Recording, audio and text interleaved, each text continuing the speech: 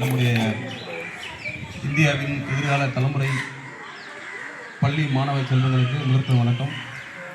நம்முடைய நிகழ்ச்சிக்கு சிறப்பு விருதாக வந்திருக்கின்ற செல்வி மேடம் அம்மா அவர்களுக்கும்,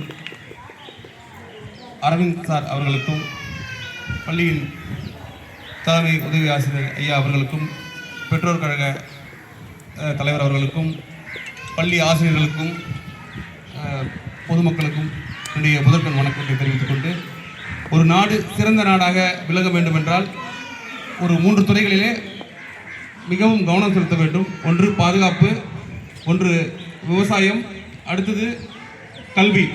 இந்த 3ம் ஒன்றுபட்டால் மட்டும்தான் ஒரு நாடு வல்லரசாக மாற முடியும் என்பது எங்களுடைய நம்பிக்கை.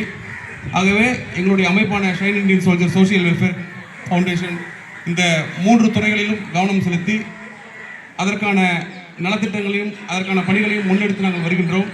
அந்த வகையில் இன்று மரம் நடும் விழா ஏற்பாடு கடலூர் மேற்கு ராமபுரத்தில் உள்ள அரசினர் உயர்நிலைப் பள்ளியில் சிறப்பாக நடைபெற்று கொண்டிருக்கிறது. இந்த நிகழ்ச்சிக்கு சிறப்பான ஏற்பாடு பள்ளித்த ஆசிரியர் பெருமக்களுக்கு என்னுடைய நன்றிகளை தெரிவித்துக் கொள்கின்றேன்.